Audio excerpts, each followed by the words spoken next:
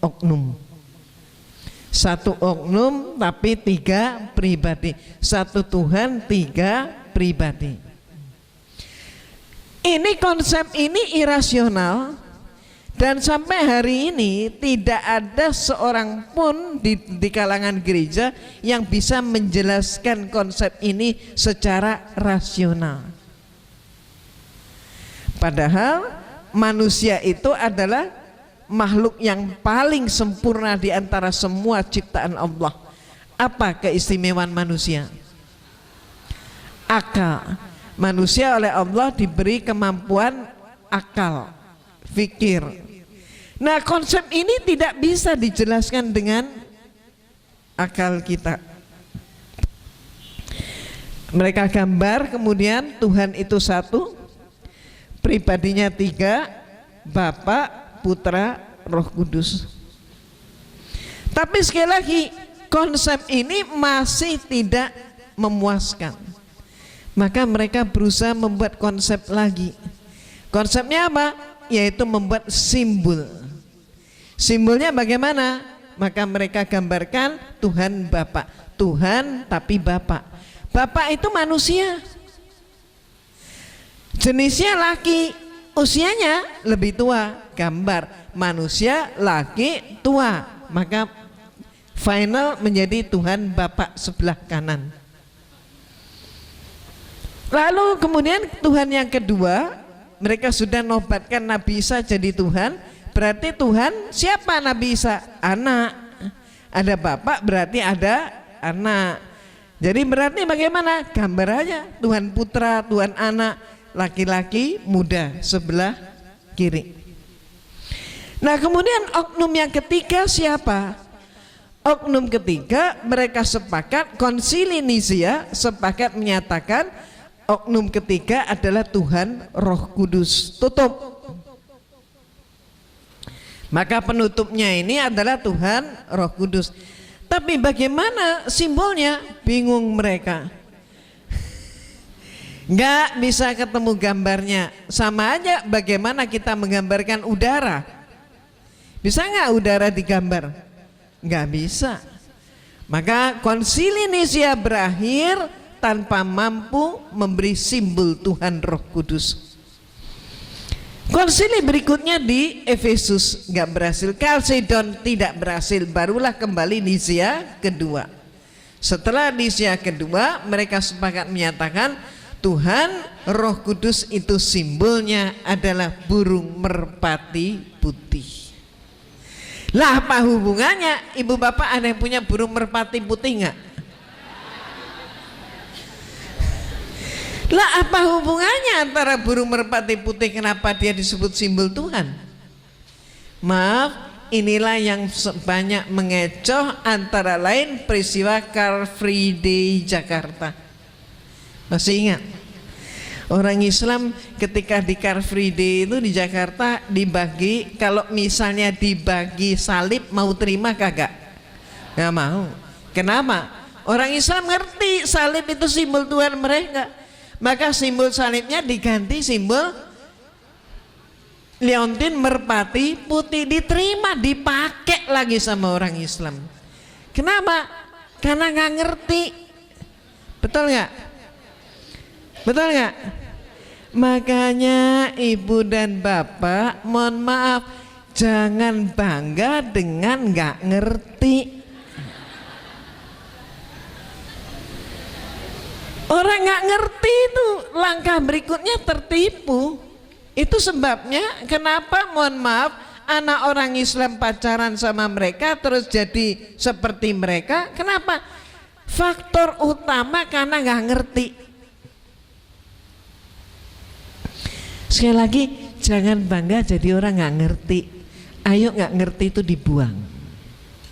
Bagaimana cara membuangnya? Antara lain yang bisa kita lakukan adalah dengan kembali konsep Iqra.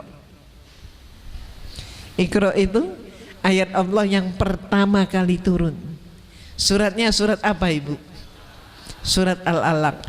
Ayatnya pertama, Iqra bismi rabbikal ladzi khalaq. Ibu, bapak, Coba ibu bapak bandingkan, dari semua kitab yang dianggap suci oleh umatnya, hanya Al-Quran yang diawali dengan perintah Iqra, dan tidak ada perintah Iqra di dalam kitab-kitab yang lain. Berbahagialah kita yang oleh Allah diberi nikmat iman dan nikmat Islam. Disitulah kemudian kita, karena Iqra, kita bisa membedakan antara yang hak dan yang batil. Ibu dan bapak yang dirahmati Allah, balik ke sini.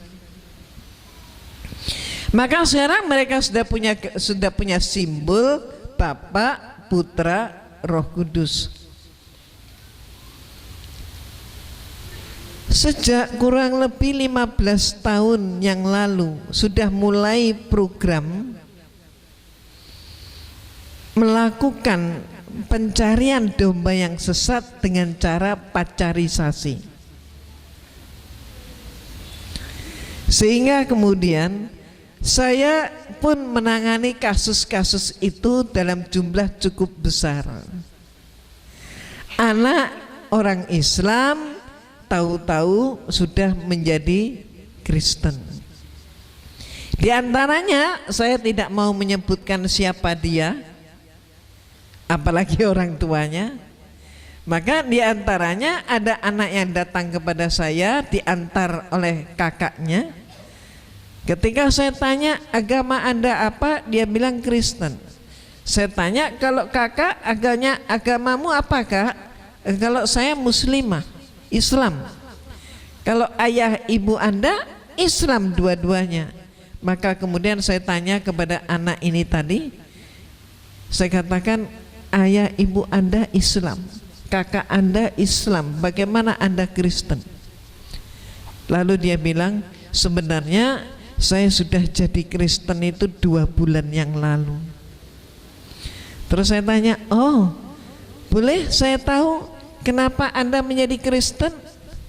Dia bilang, saya ini sudah umur 28 tahun, saya sudah pernah pacaran 5 kali. 28 tahun saya tidak pernah berjumpa dengan Allah. Kesimpulan saya, Allah itu tidak ada, karena nggak pernah jumpa. Terus dia bilang lanjut, saya ini baru Kristen 2 bulan, tapi sudah didatangi oleh Tuhan Yesus 8 kali. Kesimpulan, yang ada itu Tuhan Yesus. Terus kemudian saya tanya, Anda ketemu Yesus 8 kali, hebat dong, caranya kayak apa? Dia bilang, saya lewat mimpi. Yang ini saya ketemu langsung. Jadi ada 2 golongan, dan mereka dua-duanya menyatakan setiap malam Jumat ketemu Yesus. Yang satunya ketemu langsung, yang satunya lewat mimpi. Ketemu langsung katanya, kamarnya tengah malam berubah terang benderang, dari atas turun seorang laki-laki berjubah putih, itu Yesus, cakep sekali katanya. Terus saya tanya, Anda masih ingat wajahnya? Oh, tidak akan terlupakan. Terus saya tanya, yang Anda lihat itu yang mana? Apa yang ini? Ah benar, ini katanya. Terus saya rinci, jadi Yesus itu rambutnya pirang, berombak, betul. Matanya biru, betul sekali. Hidungnya mancung, iya mancungnya kayak begini. Kulitnya putih, benar sekali. Wah cakep dong, oh cakep banget katanya. Apa jawab saya kemudian? Yang Anda lihat itu bintang film Hollywood.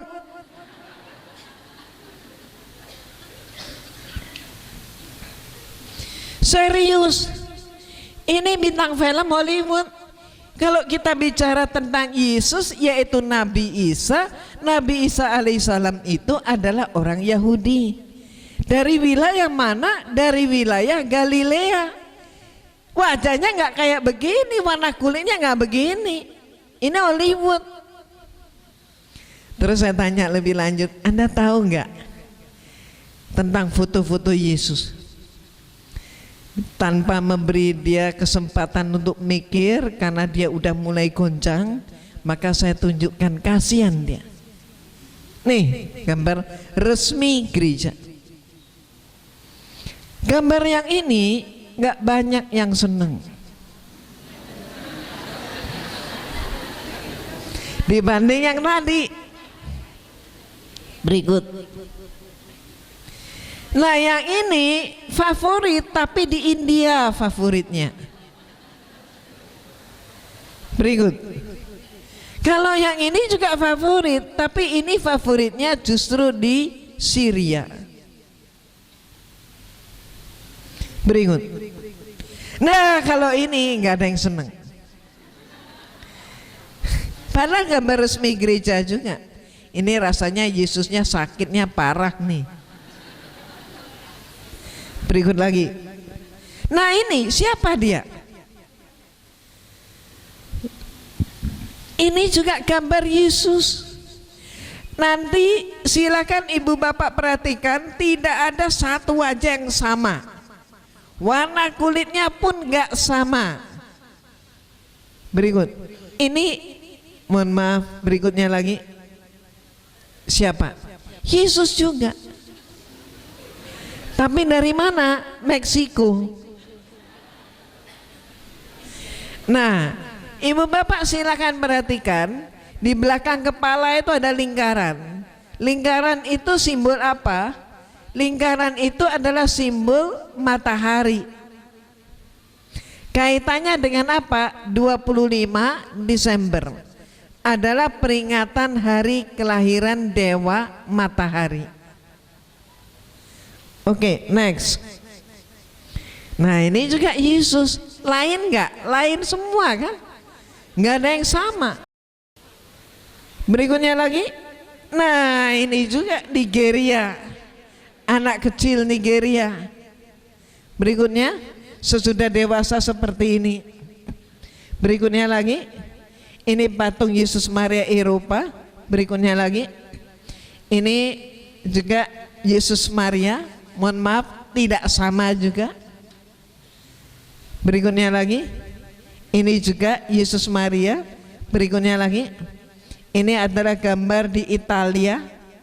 Yesus Marianya begitu. Berikutnya lagi. Ini juga Yesus Maria Mesir. Berikutnya lagi.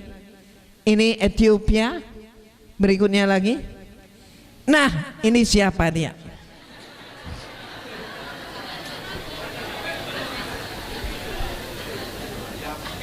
Di mana ini Pak kira-kira?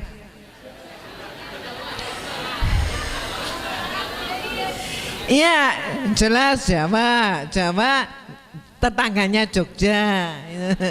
Di mana ini? Ini adalah Jesus and Mary from Muntilan.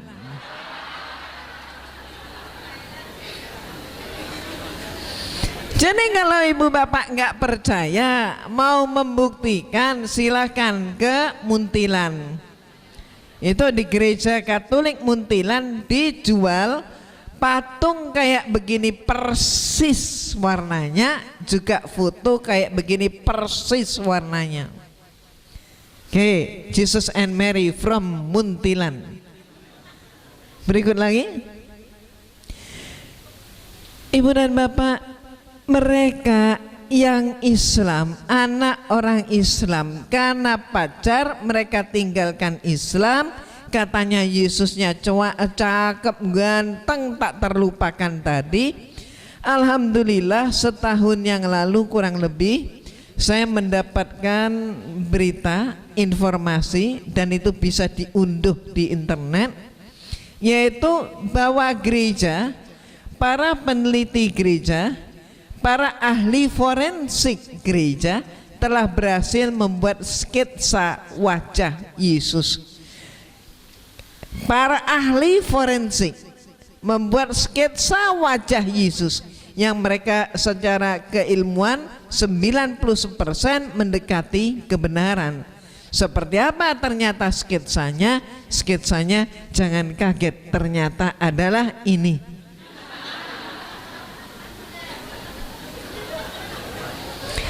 Lah kalau ini saya percaya ini memang tipe face-nya orang Yahudi provinsi Galilea. Ya memang kayak begini. Kalau gambaran dia adalah bintang film Hollywood.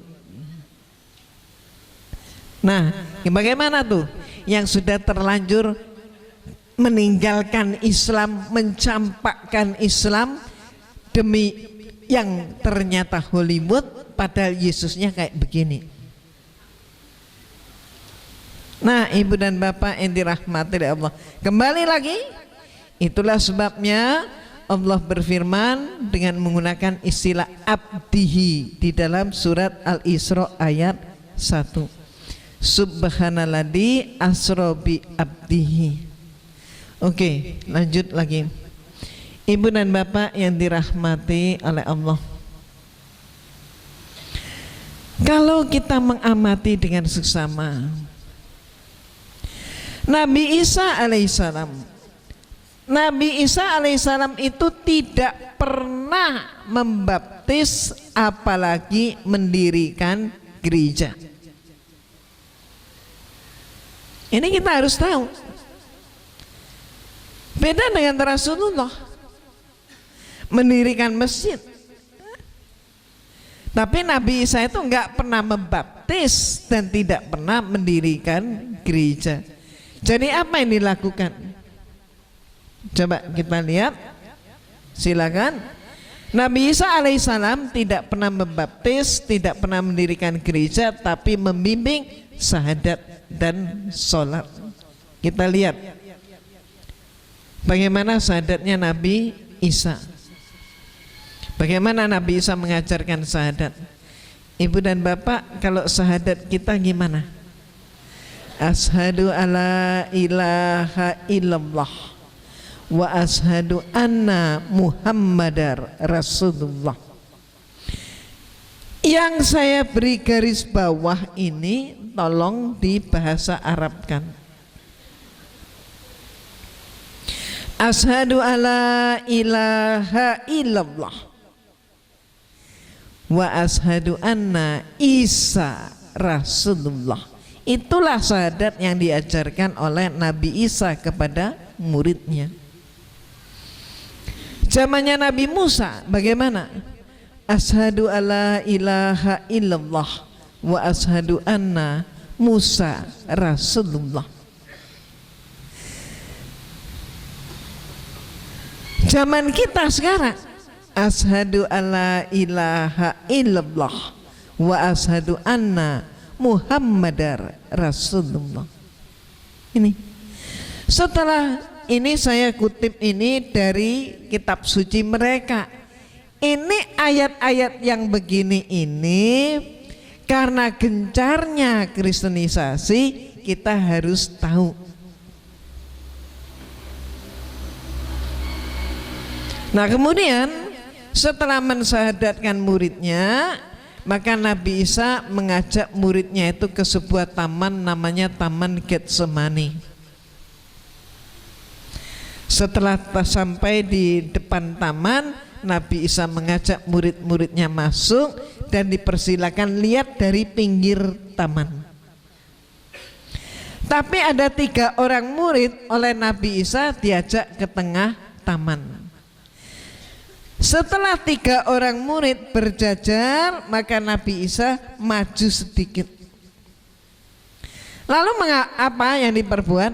Nabi Isa kemudian sujud, merebahkan diri ke tanah.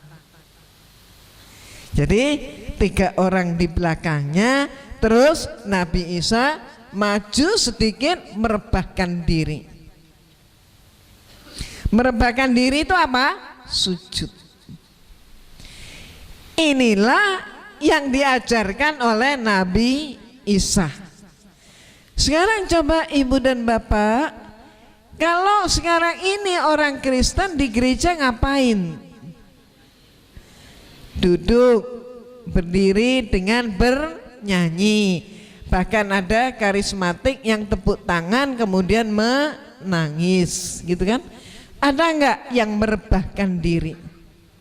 Ada nggak yang sujud? Nggak ada. Berarti Nabi Isa ngajarin apa? Sholat. Tapi yang sholat nggak ada satupun orang di gereja. Yang sholat justru kita. Yang semua Nabi itu ternyata Islam. Tapi kesempurnaan sholat baru terjadi setelah peristiwa Isra dan Mi'raj. Ini loh Pak, Ibu, Nabi Isa itu ngajarin sholat, sujud. Ya ini kitab suci yang ngomong, kitab sucinya mereka, bukan kita. Kalau kita Al-Quran. Nah ini suatu saat kalau kita gempur begini terus, lama-lama kitab sucinya teksnya nanti diubah lagi sama mereka. Dan bagi mereka pengubahan itu boleh-boleh saja. Beda sama kita, Al-Quran kita nggak pernah berubah. Kenapa? Al-Quran kita adalah dari Allah yang maha benar, nggak mungkin salah. Ini bedanya. Sekali lagi, berbahagialah kita yang oleh Allah diberi nikmat iman dan nikmat Islam. Ibu dan Bapak yang dirahmati oleh Allah, ketahuilah berdasarkan sejarah gereja terungkap bahwa yang namanya permandian, terus yang namanya tanda salib itu baru ada abad ke-5. Nah ini kita harus ngerti. Kenapa kau harus ngerti? Nanti ada ayatnya. Inilah kewajiban kita terhadap anak turun kita. Menyampaikan, jangan sampai mereka itu mohon maaf lalai kemudian tertipu. Ibu dan Bapak yang dirahmati Allah. Oke, lanjut. Allah Subhanahu wa taala sudah memberikan kita, membimbing kita. Allah sudah memberikan nabinya sebagai contoh bagi kita. Kita pun sudah mampu bersahadat dengan baik, hanya menyembah kepada Allah. Dan kemudian gak lama lagi kita akan memasuki bulan suci Ramadan. Udah siap belum? Udah siap belum? Bulan suci yang penuh berkah dan ampunan. Coba ayatnya, surat Al-Baqarah ayat 183.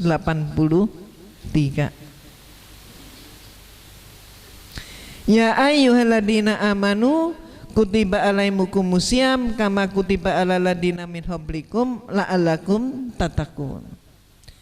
Hai orang-orang beriman, diwajibkan atas kamu berpuasa sebagaimana diwajibkan atas orang-orang sebelum kamu, agar supaya kamu bertakwa. Pertama, siapa yang oleh Allah diperintahkan untuk berpuasa? Orang beriman. Mohon maaf Ibu, Bapak, kalau orang yang enggak beriman, dia enggak mampu puasa.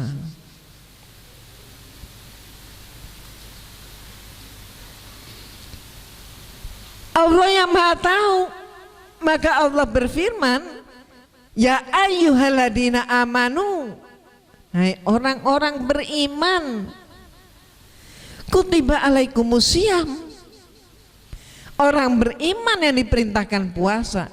Kenapa? Tanpa iman tidak akan mampu puasa. Pertanyaan kita berikutnya, puasa itu apa? Pertanyaan berikutnya lagi yang inti adalah, apa sih tujuan puasa? Tujuan puasa apa? Meningkatkan diri dari orang beriman menjadi orang yang bertakwa. Siapa orang yang bertakwa? Nah, inilah yang akan kita ulas. Mudah-mudahan kita semua masuk golongan ini.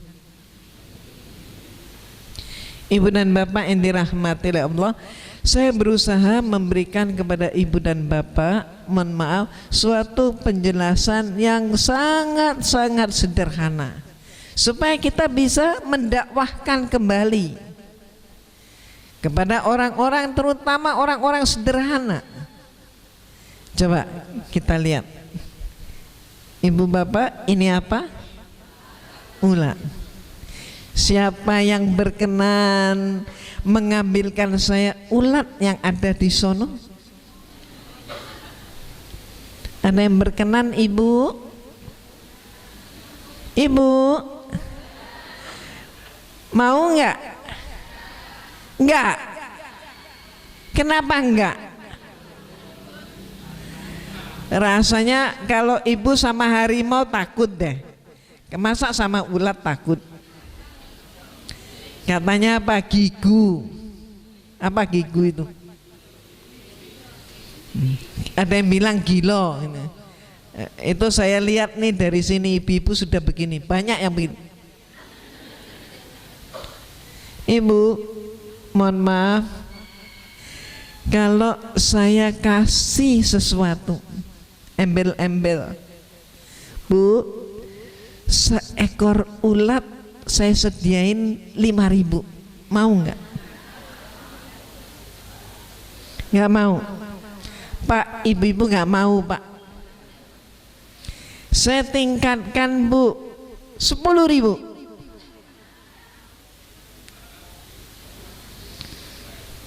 Banyak yang nggak mau jawab, Pak. Mohon maaf ibu, kenapa kok nggak mau? Itu tadi jawabnya gilu, apa? Gilo, apa namanya? Ya gitulah. Gitu. Nggak melihat gambarnya aja kayak begini, apalagi kalau megang. Udah deh, enggak deh. Tapi ibu dan bapak, makhluk ini sadar banget dia. Sadar banget bahwa manusia nggak seneng melihat dia, apalagi megang, apalagi membelai. Kalau kucing mah banyak dibelai-belai.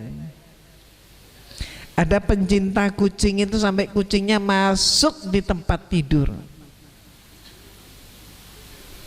Tapi ulat nggak ada yang cinta sama ulat. Betul? Ulat ini ibu dan bapak ternyata dia sadar diri. Akibatnya apa? Dia sedih. Dia pun nggak pengen jadi begini. Maka dia kemudian apa? Dia puasa. Dia tidak makan, dia tidak minum, bahkan juga dia tidak merambat kemana-mana. Diam total, berhenti, tidak bergerak. Dan kemudian apa? Bukan hanya itu, dia membungkus dirinya menjadi kepompong. Nih, dia tidak makan, dia tidak minum, dia tidak melihat, dia tidak mendengar gosip, dia tidak kemana-mana. Dia diam di tempat, tidak bergerak. Nggak cukup itu, telinganya supaya nggak dengar, matanya supaya nggak ngelihat, dia bungkus dirinya dengan kepompong. Sampai waktu puasanya selesai, maka kepompong ini pun dia pecahkan dari dalam. Apa yang terjadi? Ulatnya hilang, bukan sulap. Ulatnya berubah menjadi kupu-kupu.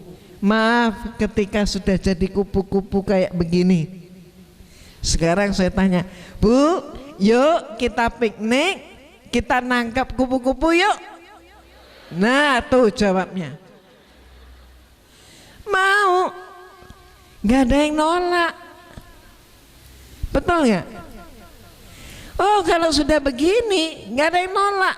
Terus ibu bapak, coba lihat keindahan kupu-kupu yang lain lagi. Nah tuh, Mohon maaf, sekarang kita amati perilaku kupu-kupu dan ulat. Ulat itu berjalannya melata, betul? Mana kepala, mana yang ekor, sulit untuk diketahui, betul nggak? Kalau misalnya, mohon maaf, si ulat itu dari sini pengennya ke situ, mohon maaf, ini hanya perumpamaan. Dia harus lewat batu, batunya dinaikin enggak?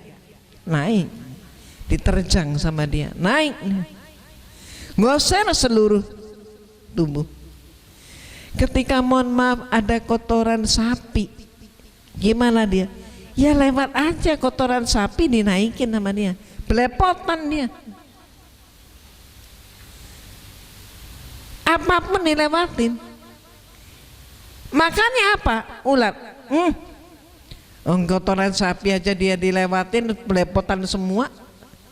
Tapi ketika maaf dia menjadi kupu-kupu, dia masih begitu lagi nggak? Nggak.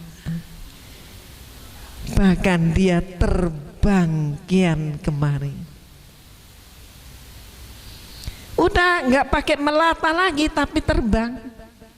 Terus makannya apa? Makannya adalah sari bunga, nggak sembarangan. Kalau kita ini mohon maaf, makanya seringkali masih sembarangan. Nasi putih masuk, nasi merah masuk, nasi plastik kadang-kadang nggak ngerti juga masuk. Sampai macam-macam, sampai besi pun masuk, barang rongsokan pun masuk, file-file kertas-kertas pun masuk, gitu kan?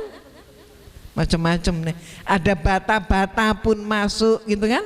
Ada kabel listrik pun masuk, itu kias.